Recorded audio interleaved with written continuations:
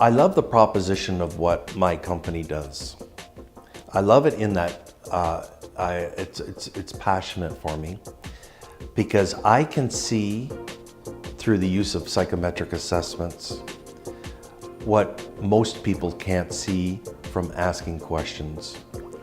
And I can see what drives people, what motivates people, what they're going to pay attention to, what they're not going to pay attention to, where are they going to err, in knowing a fair amount about your business, which I'll come to learn about, I'll see what has worked and what hasn't worked. But what I see in my client groups is that I'm spending a lot of my time, after looking at people, convincing leaders of why this person would work or why this person wouldn't work.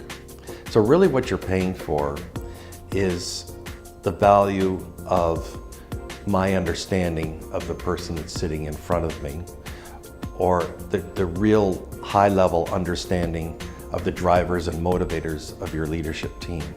And I'm comfortable with that sharing of opinion, and I go against the grain a lot of the time. Because there'll be people saying, well, this person's worked for this company and this person's worked for that company. They've held this position and they've held this position. But that doesn't necessarily matter.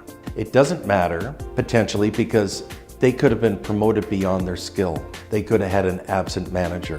What they're selling or what they're doing is very different than what you're doing. And because it worked over there, by no means that it can work over here.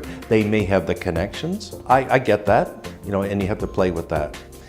But I can clearly understand behavior and what's going to work in your environment. And that's the value proposition.